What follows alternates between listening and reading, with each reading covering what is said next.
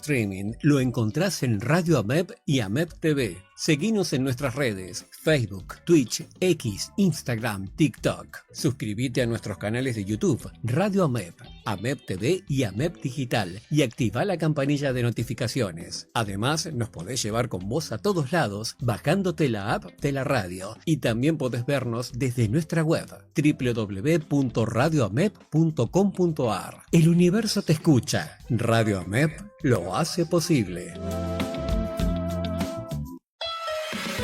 Si sos monotributista, podés acceder. Accede al Plan de Salud Solidaria y al Plan Preventivo de Salud de OSTBA. Cobertura, acompañamiento y respaldo para vos y tu familia. OSTBA, Unión de Trabajadores de Prensa de Buenos Aires.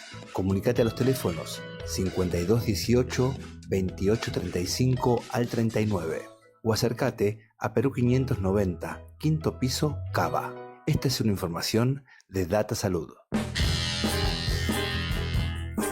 A la tarde le falta el ingrediente especial para que la rutina semanal se transforme en un vaivén de información. Ahora me toca a mí. Recorré junto a Ricardo Andrés los hechos más importantes de cada época. Conocé los estrenos en cine y series. Aprendí a preparar los mejores tragos. Enamórate del momento romántico. Celebra el día de junto a la música de todos los tiempos. Y fíjate que siempre hay algo para aprender.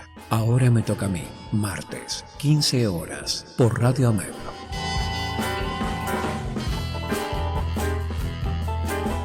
Empresa pública y Estado empresario en la Argentina. El libro de Marcelo Ruggier y Lucas Iramaguín. Un recorrido histórico y conceptual del Estado empresario argentino y de su rol estratégico para el desarrollo nacional. Conseguilo en librerías y en edicionessicus.com.ar. Ediciones Sicus. Libros para una cultura de la integración. Radio AMEP, un espacio ideal para tu streaming. Seguinos en nuestras redes Facebook, X, Instagram, TikTok y suscríbete a nuestros canales de YouTube y Twitch. Además, podés vernos desde nuestra web www.radioamep.com.ar. Llévanos con vos a todos lados bajándote la app de la radio. El universo te escucha. Radio AMEP lo hace posible. Hacer radio. Economía y finanzas analizadas desde el punto de vista de la voz empresarial. Una hora para escuchar la opinión de las personas que están en el detrás de la escena de la creación de riquezas y del empleo pyme. Voces que se alzan para estar en el frente de la batalla económica del día a día en Argentina, en la dura realidad que corren en estos tiempos. Con la conducción de Pablo Chalú, La Voz Empresarial no es un programa más de economía, es un documento imperdible. La Voz Empresarial, martes, 14 horas, por Radio AMEP.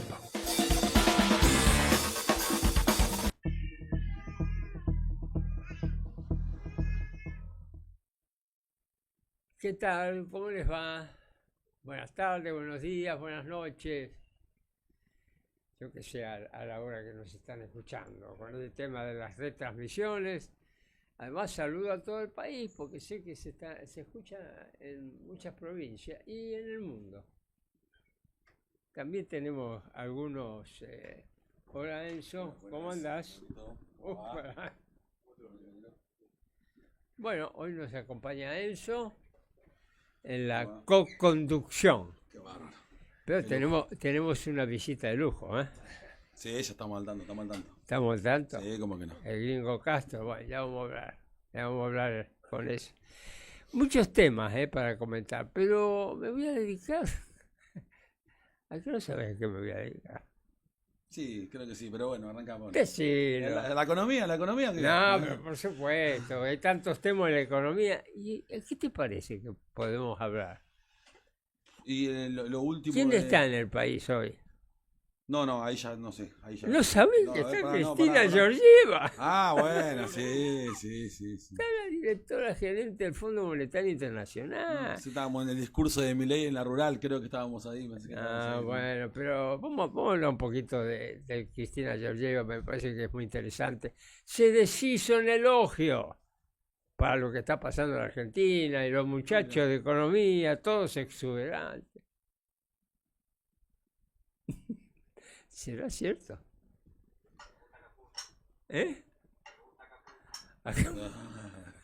¿Será cierto?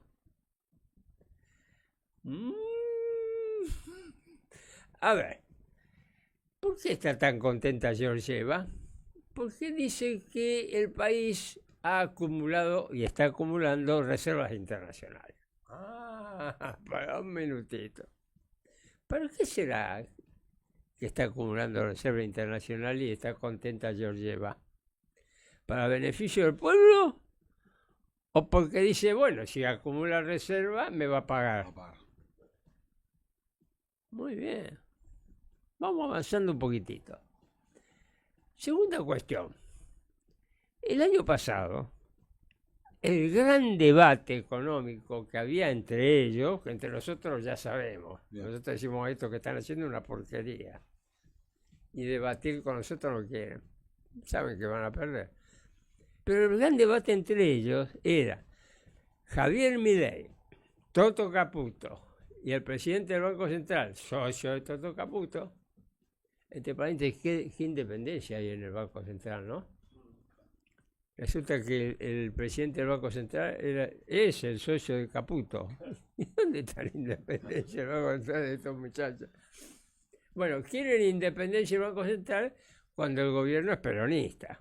Entonces, desde el Banco Central le hacen la contra al gobierno peronista. Mira, ¿sabés qué, Milei? No somos tan tontos. Así que quédate tranquilo, hacé todas las reformas que quieras del Banco Central. Después, cuando estemos nosotros, vamos a hacer lo que tenemos que hacer, no lo que queramos hacer, lo que tenemos que hacer. Bueno, ¿cuál era la gran polémica que había entre ellos?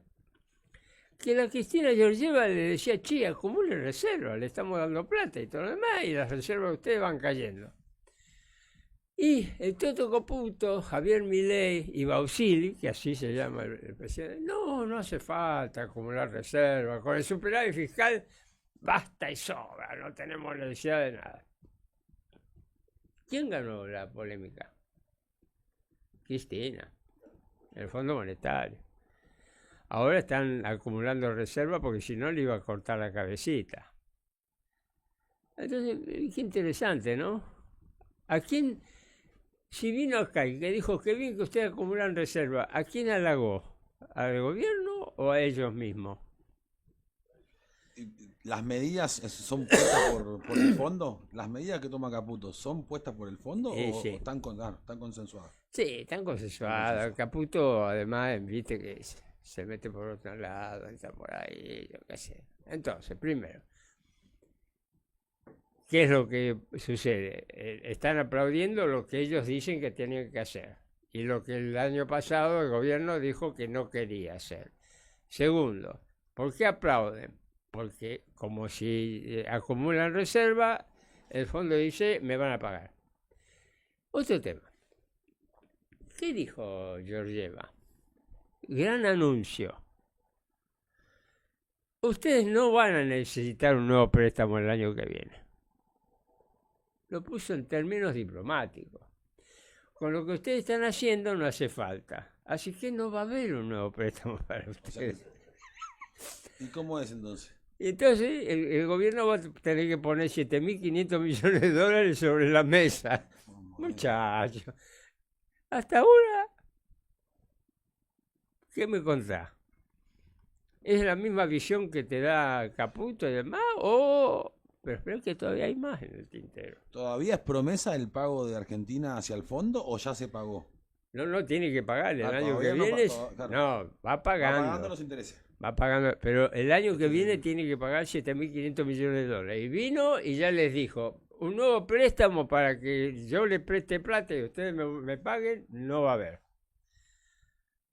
O sea que por un lado le dice que está bien lo que están haciendo y por otro lado le dice que no le arruina el crédito. Es que, fíjate vos, ¿le está diciendo que está bien lo que están haciendo? Razonemos un poquitito. ¿Después qué dijo? Dijo, bárbaro el equilibrio fiscal, pero muchachos, no hay reactivación económica, las pymes no están bien. ¿Capaz que en el corto plazo puede cancelar la deuda argentina con el fondo? ¿Cuánto es la ¿De deuda? dónde va a sacar ahí? Entonces, claro, entonces... ¿Cómo va a quedar? No, tiene que pagar... ¿Por qué? 7.500, ¿por qué qué? ¿Y por qué le dice que está bien lo que está haciendo? Es que no le dice que está bien. Bueno. Eso es diplomacia. Qué bien, muchachos, que están haciendo. Pero le dice, está bárbaro que acumule reserva porque me la tienen que pagar a mí. Bueno. Después le dice, y están haciendo tantas cosas tan bien que el año que viene no van a tener en cuenta que yo les voy a prestar plata para que ustedes me paguen. Ustedes me van a tener que pagar. Bien. ¿Sí? Muy bien de plan. Y después, ¿qué les dice? Bueno, además, acá las pymes están mal, no hay reactivación económica. ¿Qué me cuenta? Ahora, vos lees los artículos periodísticos y lees lo que te dice Caputo. Muchacho. Nosotros ¿Les dio tenemos... el título para que puedan publicar? Sería. Les dio el título, digo, para que puedan publicar como que están haciendo bien las cosas, pero no le vamos a aportar plata. Bueno, esa es una de las partes, porque la otra que dice, che, las pymes no funcionan y no hay reactivación. Claro. O sea, escúcheme, muchacho. Lo más importante que vino a decirles es que no hay plata para ellos el año que viene y que hay que gatillar 7.500 millones de dólares. Y por lo tanto, muy bien que sigan acumulando reservas. Porque si no, ¿de dónde corno van a sacar la plata para pagar? ¿No? Así que bueno, ¿vieron? No es solo todo lo que reluce, estimado gringo. Cuando vos lees los comentaristas, algunos economistas y demás, decís, estamos en el cielo. Me parece que hay que bajar a la tierra. ¿Cómo ves esto, gringo? Aproximate al... No, la realidad es durísima para el conjunto de los trabajadores, de gran parte de los empresarios, de determinados empresarios que son grandes pero que se la están viendo mal. Y yo creo que va a la par con el nivel de agresividad que va teniendo Milei, ¿no? Claro. Que lo va poniendo... ¿no? Lo Pero sobreexcita. Perdóname una cosa. Acá tenés a un empresario pyme que todavía sobrevive. Claro. Y... ¿Qué tal, gringo? ¿Cómo estás? Gusto. Bien. Me olvidaba decir eso. Perdón, lo último ya enseguida voy. No, por favor. Georgina, si vos querés saber la opinión de los empresarios, no hagas el almuerzo, la cena que hiciste.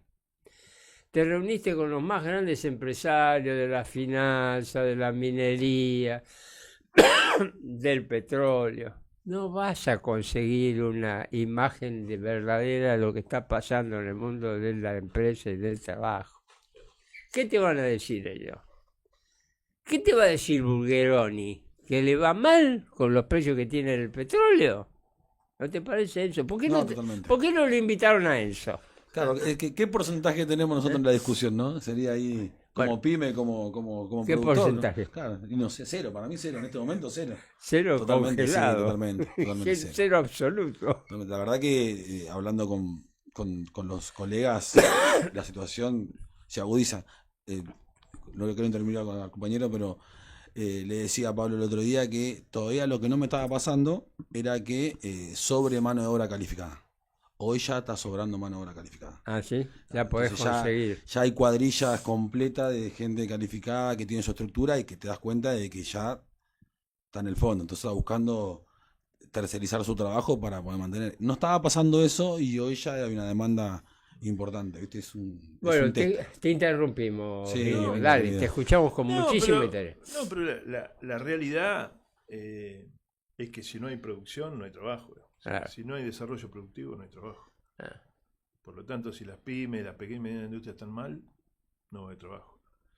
Después está el porcentaje que hablamos cada vez que nos cruzamos, de trabajadores que antes llamábamos cuentapropistas, cuando éramos pibes, ¿no? Que trabajaba por tu cuenta. Claro.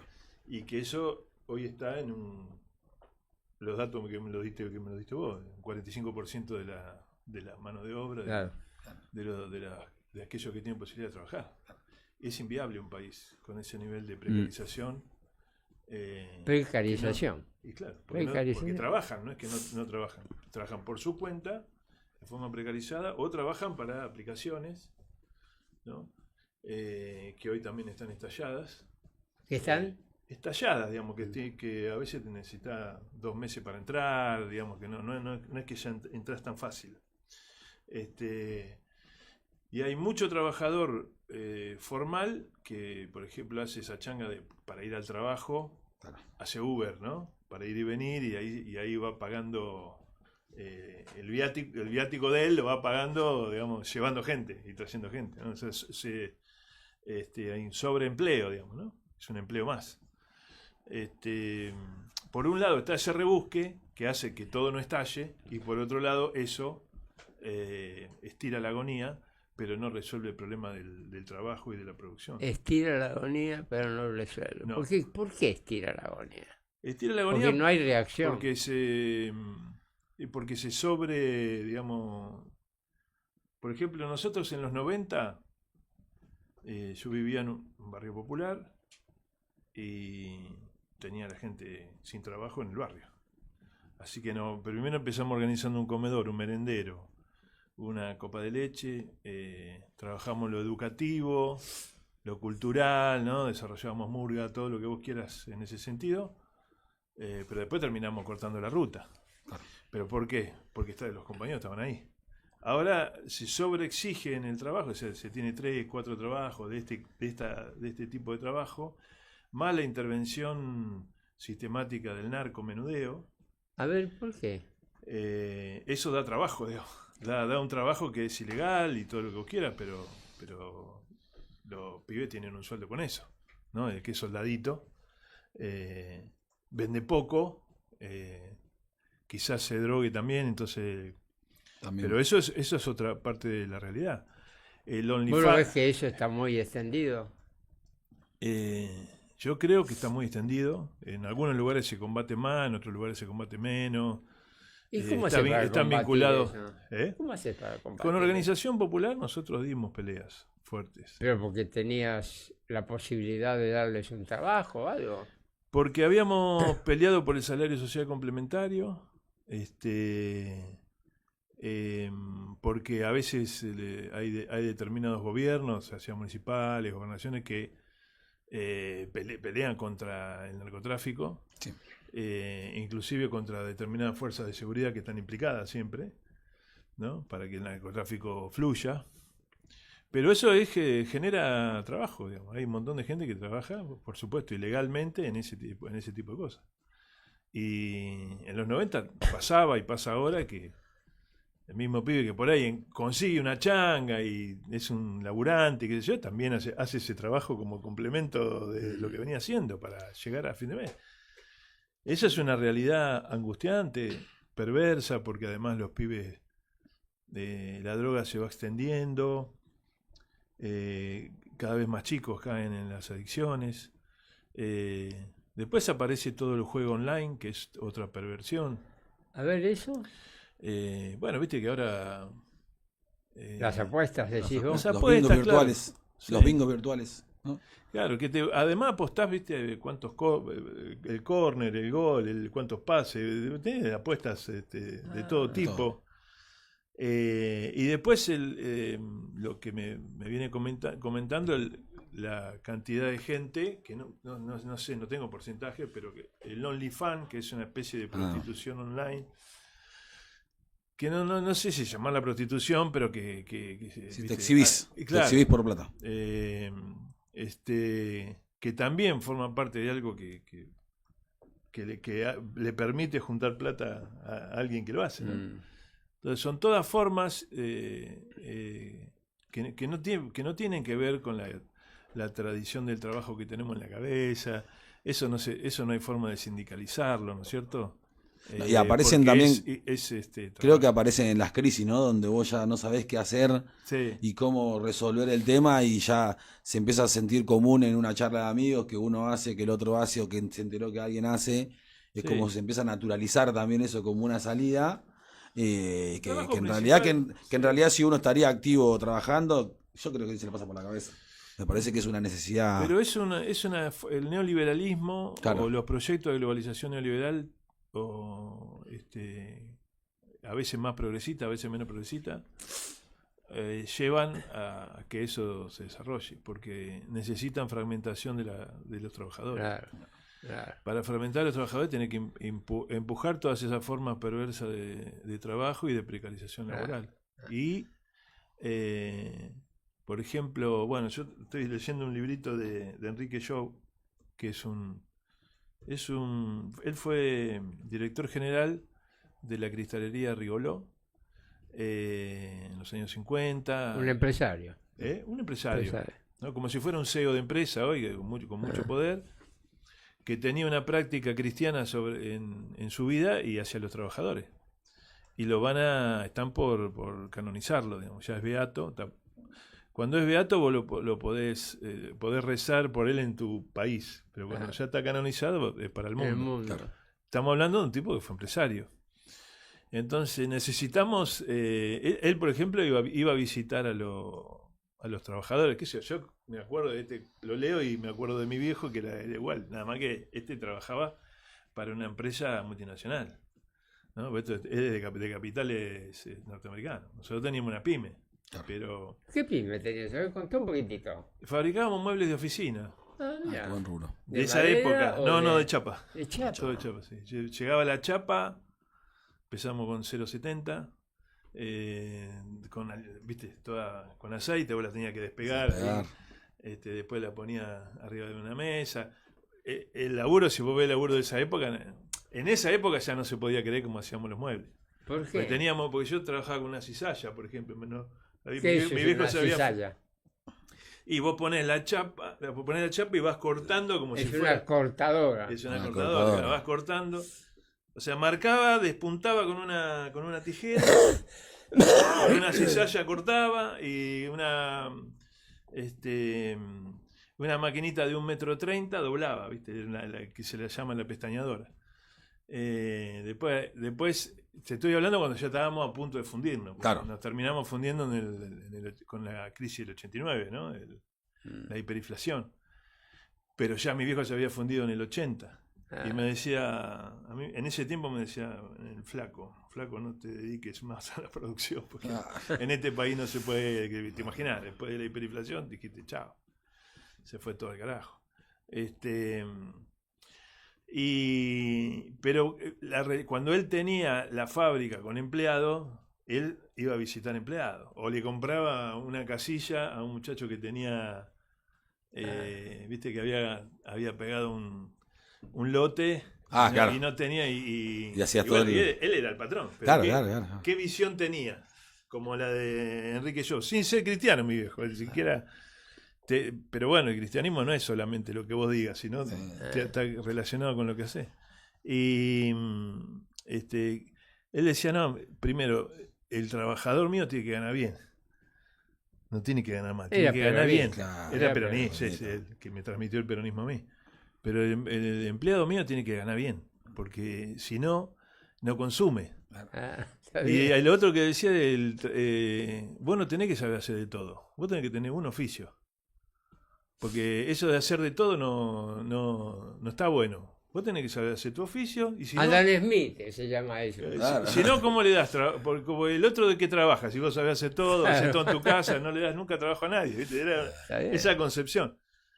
Que es una concepción que, bueno, ya te digo, se va perdiendo. Acá quieren que sea el trabajador súper multifacético, que sepa hacer de todo. ¿Viste?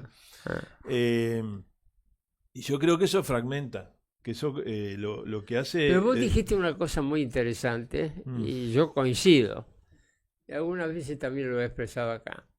Los problemas sociales que hoy tenemos no son efectos no deseados de la política. Mirá lo que pasa. No, son efectos deseados. Sí.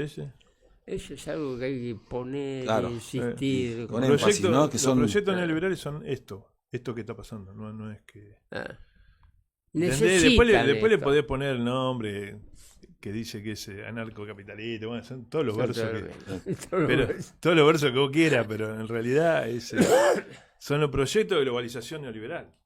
La globalización Neoliberal es eso. Es esta forma de... Y que además está muy fuerte, o sea, no...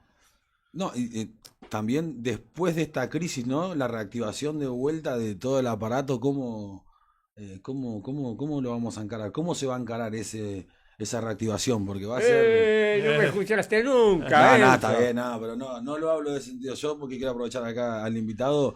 Bueno, le preguntás a él. Sí, no, con respecto al rol de las organizaciones sociales A ver. en el próximo... Dale. En el próximo... Porque hay cosas ahí donde, por ejemplo, ¿no? Uno hace un poco de memoria, año 2011, 2010, donde fue una batería de medidas para el desarrollo social. Había consumo, estaba todavía el país en crecimiento y sin embargo le dimos una inyección en sectores donde ahí es donde tendríamos que poner el debate hoy. Me parece que para la organización, porque cuando empecemos a destapar la cantidad de desocupados reales que haya después de la precarización, van a ser el doble o el triple. Entonces, ¿cómo nos vamos a organizar de vuelta, ¿no? Teniendo la experiencia de las cooperativas, ponele, ¿no? Que tuvimos la experiencia, sí. Fui parte de las cooperativas también, ¿no? Argentina Trabaja.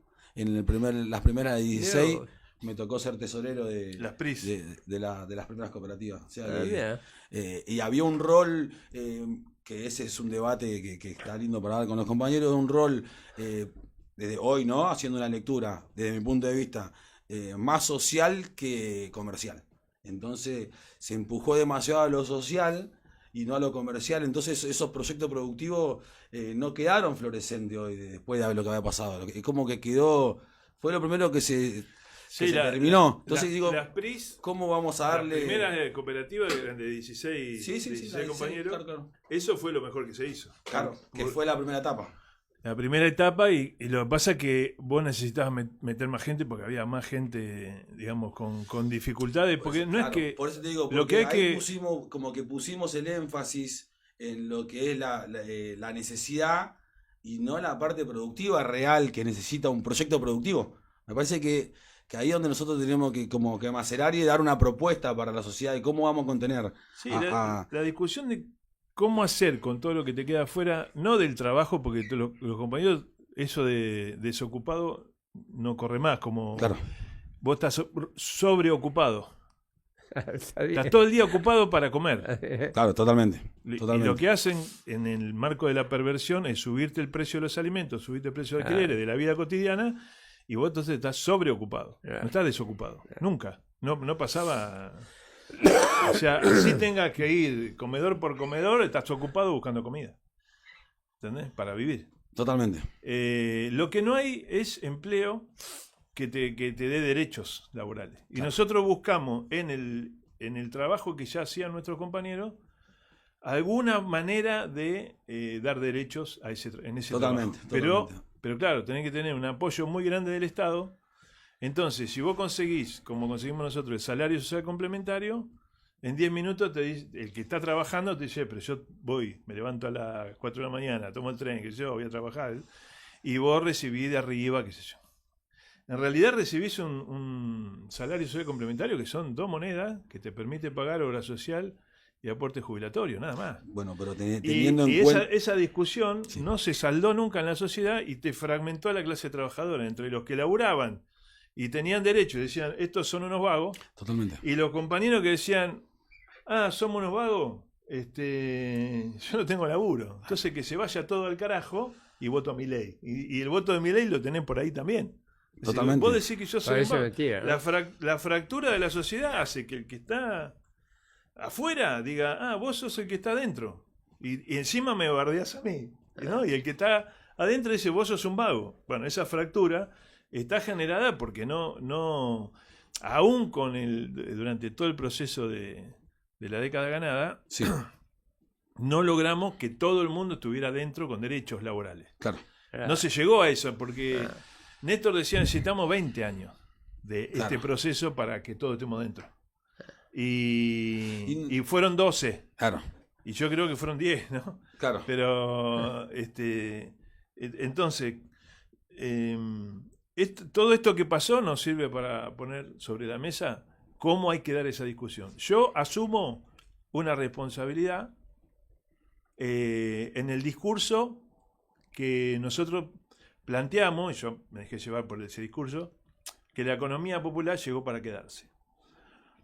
Entonces, es un discurso que no, hoy, mirándolo, digamos, en retrospectiva, no genera esperanza, ¿viste? Claro. Totalmente. Porque si yo te digo, mira, vos tenés un trabajo, ponele una cooperativa, en el mejor de los casos, cuando fueron las PRIS, Sí. te daban una plata para hacer una pequeña obra pública. Entonces vos con esa plata arreglabas con el intendente, vamos a hacer vereda. Hacías la vereda y de la plata que te daban, para los que trabajaban, se le daba un salario que era el salario mínimo vital y móvil. El que no trabajaba, la misma cooperativa se hacía cargo de... Sí. Mira, vos no viniste, no vas a cobrar, ¿no es cierto? Era una cosa... Fue de lo mejorcito que se hizo. Aún así, perpetuarlo en ese trabajo no es un discurso que genere esperanza. Nosotros tenemos que plantear un discurso y además, bueno, hay que plantearlo, hay que dar todos los argumentos de por qué llegaríamos al pleno empleo. Hay que argumentar todo eso, porque con el discurso esperanzador solo no totalmente, nada. Totalmente. Entonces, hay que, yo ahora no digo de ninguna manera esto llegó para quedarse, aunque si tenés 45% de precarización eso es lo que voy yo, ¿no?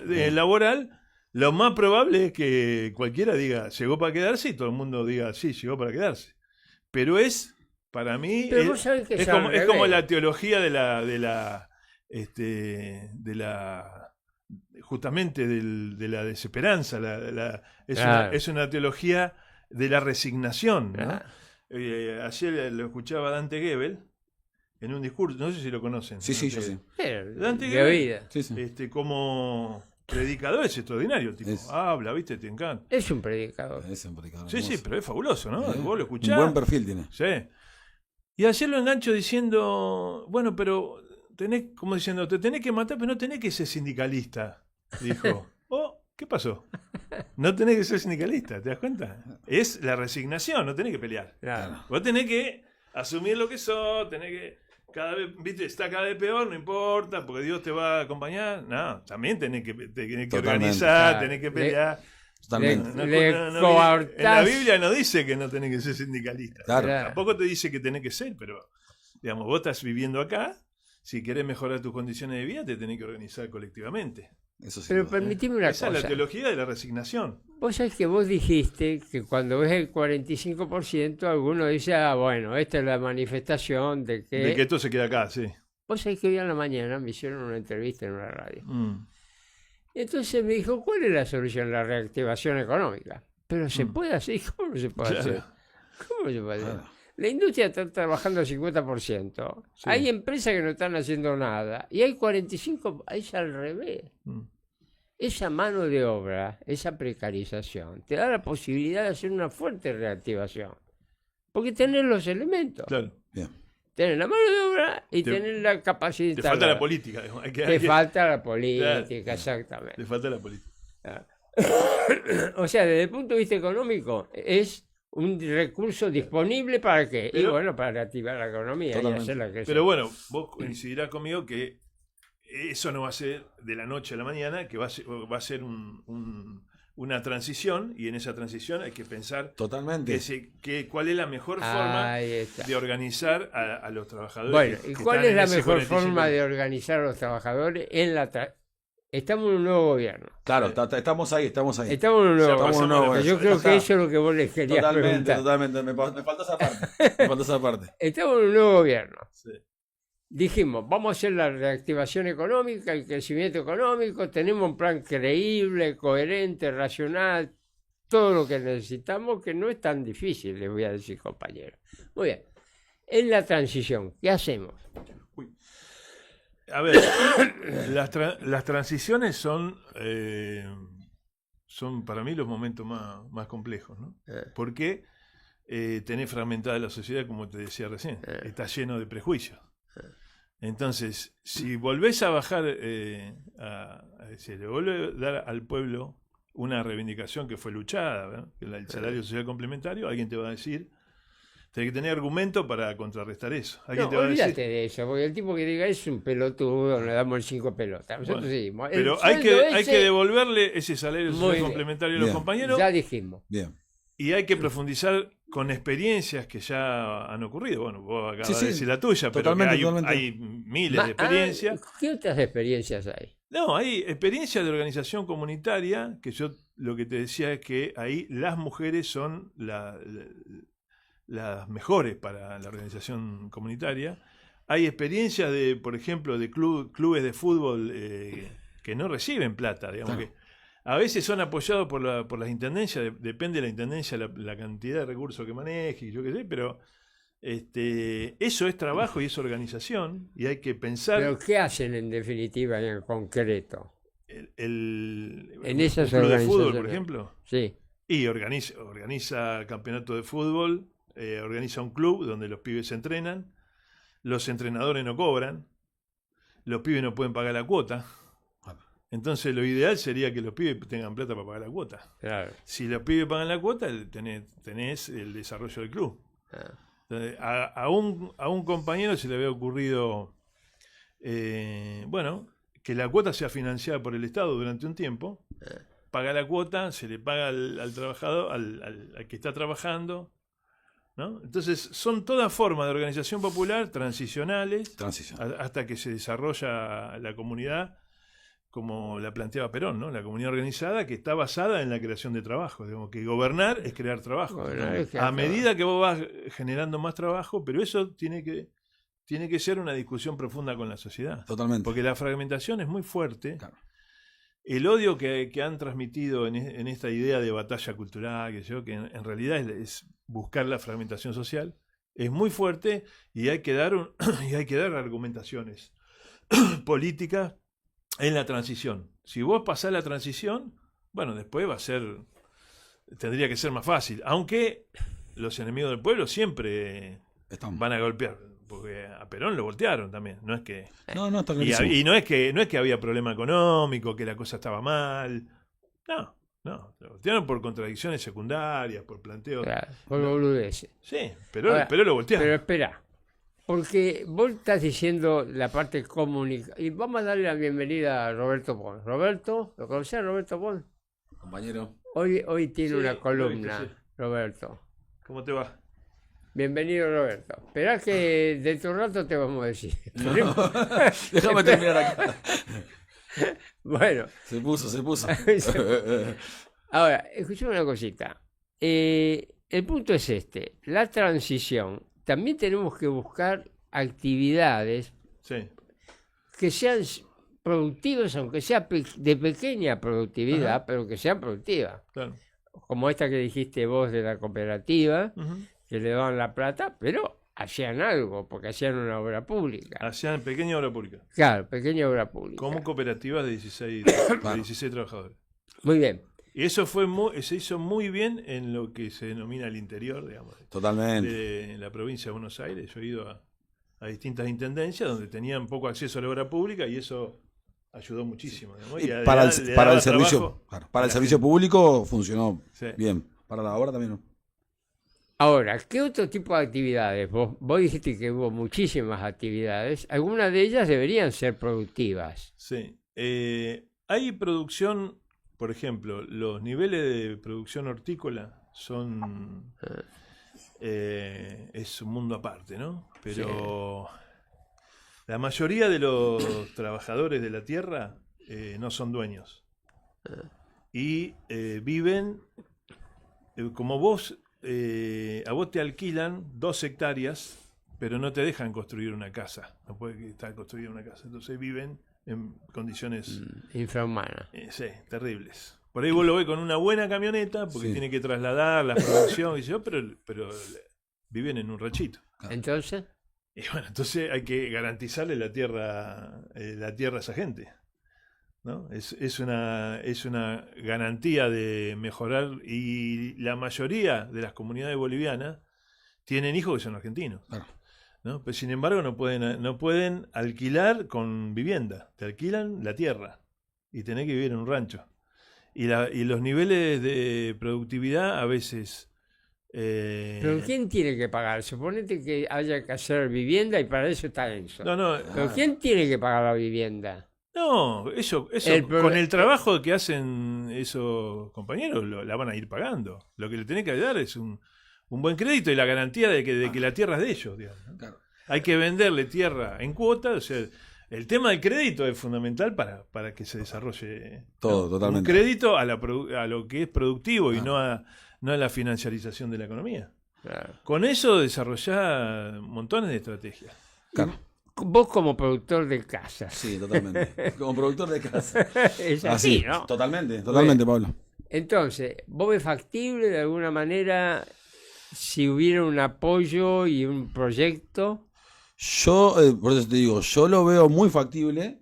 Ahora, estuvo mal enfocado el proyecto en sí, desde mi punto de vista. Lo de las cooperativas. Fue para lo social y no a lo productivo. Creo que no pusimos el enfoque y en la capacidad emprendedora de nuestros argentinos, de todos. Ajá. El emprendedor no es lo mismo que el trabajador, el emprendedor. Entonces, vos creías que juntabas 16 y armabas una empresa. Y si vos no tenés al emprendedor argentino a la cabeza de esa pyme, no pasa, Pablo, en Argentina por lo menos. Hoy sobreviven las pymes que están realmente el dueño de la empresa 100% enfocado en un trabajo. 100%. Como decís vos, tenés 4 laburos diferentes, bueno, yo estoy trabajando 4 pero esas cooperativas, ¿vos qué hubieras hecho ahora con la experiencia que tenés? Es que hay que buscar, me parece que el Estado lo que no hizo fue buscar la capacidad emprendedora para contener a los trabajadores, no para generar la empresa.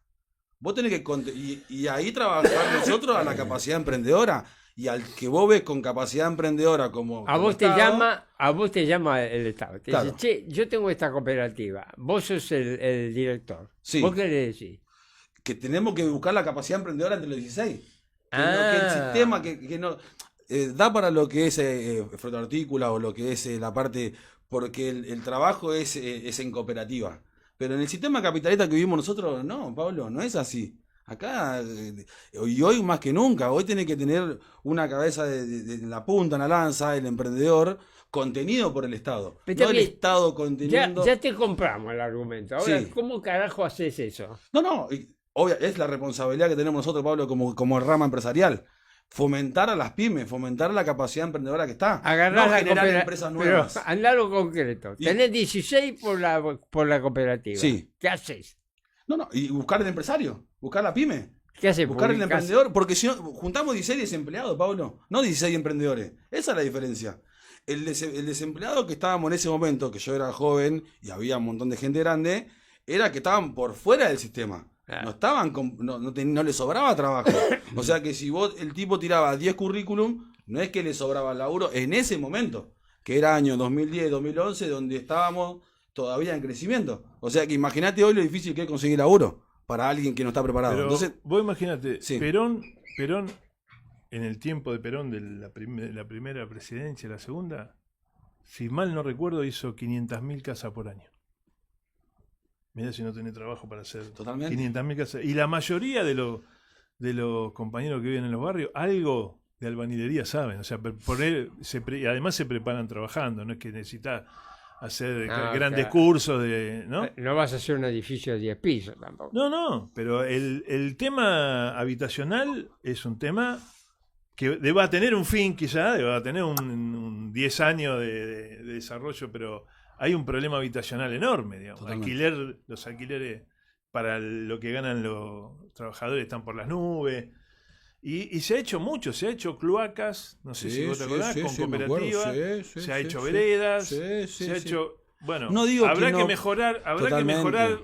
Una cantidad de cosas, y es cierto que cuando vos venís de la exclusión, el trabajo no es fácil, digamos. Claro. No es fácil porque es muy probable que ese compañero excluido tenga problemas de adicciones, tenga una cantidad de cosas, ¿no? Después está la parte de la asistencia a todo lo que estos modelos de globalización neoliberal han destruido, ¿no? La parte esa asistencial es muy importante y eso en gran medida agarraron los movimientos populares. Permíteme que te diga algo con lo que estás diciendo, ¿no?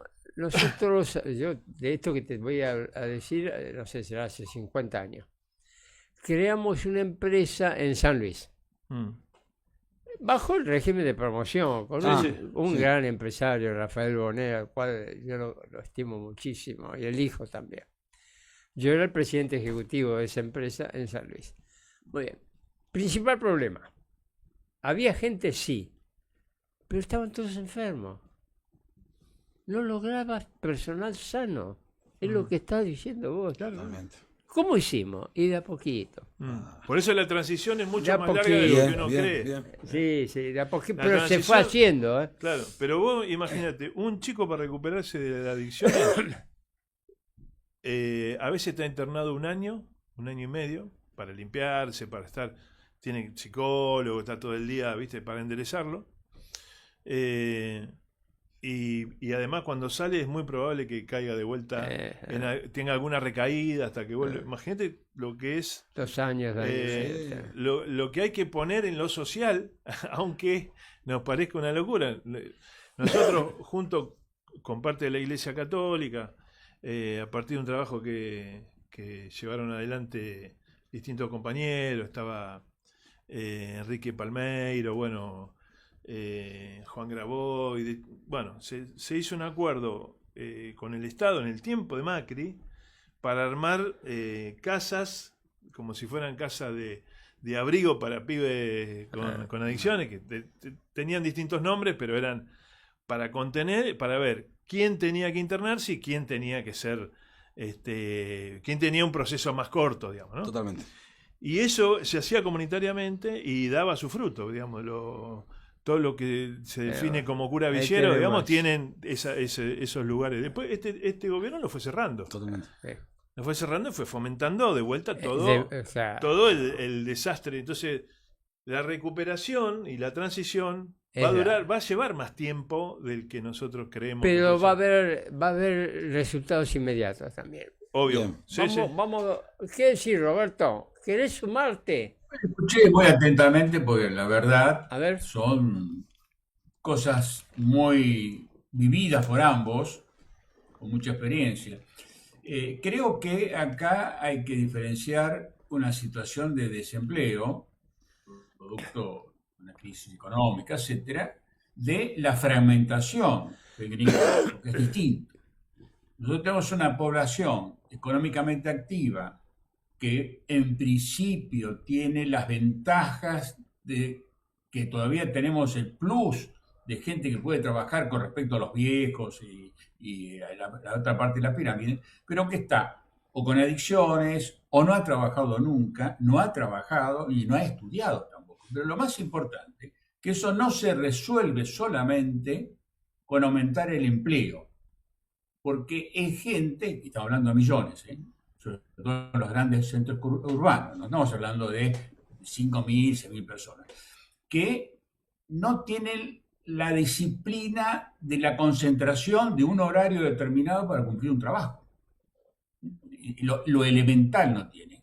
Entonces, la solución del problema, en este caso habitacional, que es una aspiración que cualquiera puede tener, tratando de regenerar toda una masa de jóvenes y adultos que han caído también fuera del trabajo, para poder reconstruirse a sí mismo en algo que es útil para ellos y que es trabajo, porque trabajo y empleo no es lo mismo, ¿cierto? Trabajo es trabajo, el empleo es lo que le da un empresario. Esto no quita que gran parte de la actividad de suministros de algunos servicios y de ciertos materiales se dé preferencia a las pymes. Entonces, vincular a una cooperativa de trabajo, que no es más ni menos que una cooperativa de trabajo, con un gerenciamiento profesional lo mejor posible, puede estar acompañado, de los arquitectos e ingenieros de la municipalidad en su tiempo de ocio para ayudar a la parte técnica, y que las pymes son las proveedoras y al mismo tiempo los va entrenando en la construcción.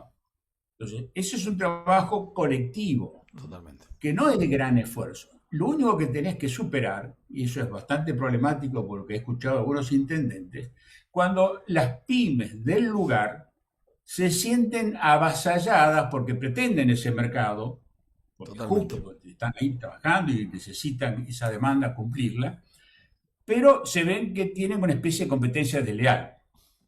Entonces, hay que resolver ese conflicto de intereses, que se puede resolver conversando entre el apoyo público, no la beneficencia pública, porque eso también fue el otro grave error. O sea, perdimos la batalla cultural y se dio esta fragmentación que bien dice el gringo, porque se empezó a ver que lo que importaba era el emprendedor, el individuo. Y yo lo doy con ejemplo.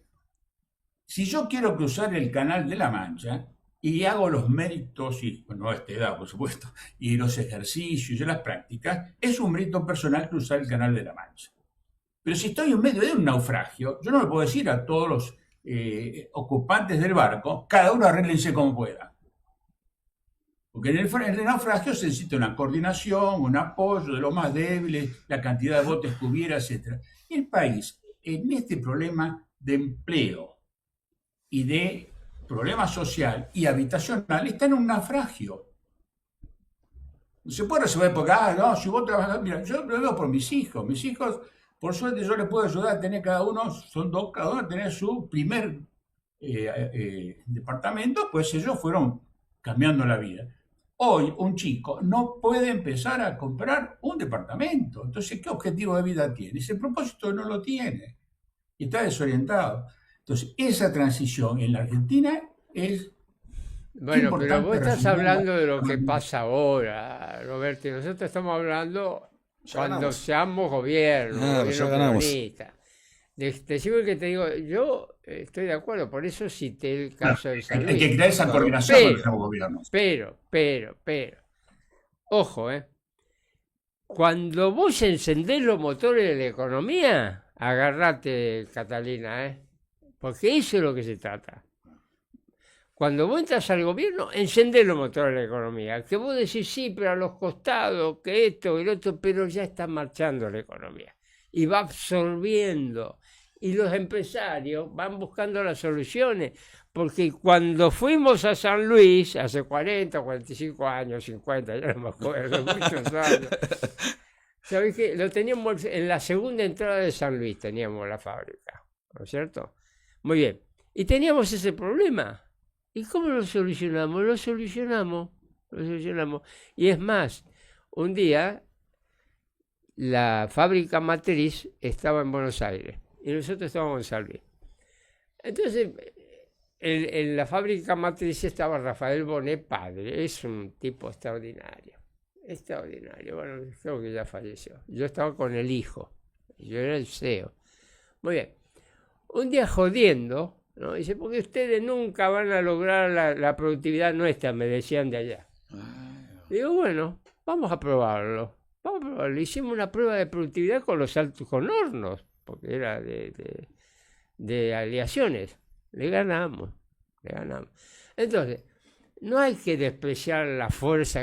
Los problemas son muchos. Claro. Son muy grandes, pero no despreciemos. Cuando vos encendés el motorcito... Yo tiro un poquito para ver. ¿No es cierto? Olvídate. No Tengo duda. El trabajo y la producción ordenan. Digo que hay que estar preparado para una transición que no va a ser fácil por el tendal de dolor que dejan estos proyectos. Por eso Néstor decía, necesitamos 20 años. Claro. ¿No?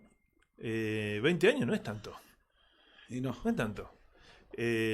A los pocos años ya vos decías, che, esto qué bien que funciona, hay laburo para todo, ya, ¿no? Empezaba.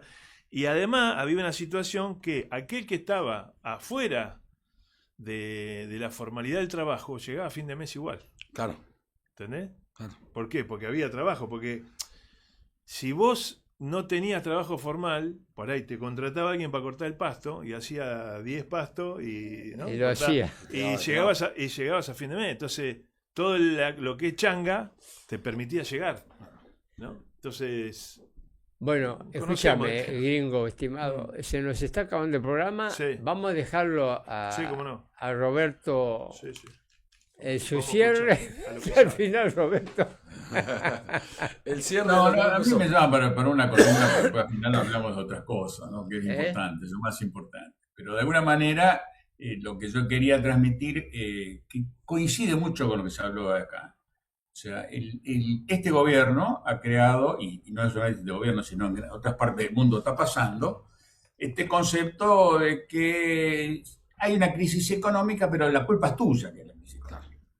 Tenés que reconvertirte, te dice, ¿no? Se habla naturalmente de la reconversión como si fuera un problema individual de cada empresa. Una cosa es que cada empresa trate de captar la tecnología que existe, mejorar sus procesos, es mejor satisfacer a sus clientes. Y otra cosa es reconvertirse. Las reconversiones son sectoriales.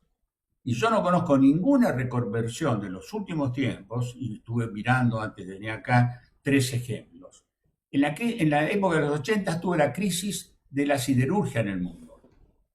España se reconvirtió porque entró la Comunidad Europea y la Comunidad Europea lo ayudó fuertemente a esa reconversión, que se sumó con la crisis económica de demanda con el tema del cambio de método, de los altos hornos a reducción directa. En Estados Unidos también se produjo la misma reconversión.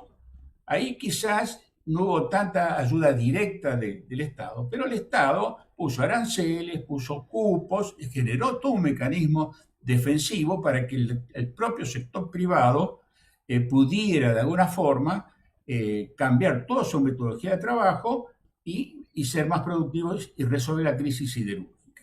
Y en Argentina también se produjo lo mismo. Entonces, y esa reconversión en gran parte fue la venta de Somisa, algunas ayudas que ha hecho en su momento el Estado argentino, las medidas antimonopólicas, pero además de eso hubo actores que hacen su negocio y que lograron reconvertirse. Entonces yo creo que esta separación en que la reconversión es un problema colectivo y la adaptación al cambio tecnológico es un tema empresarial individual, hay que marcarlo.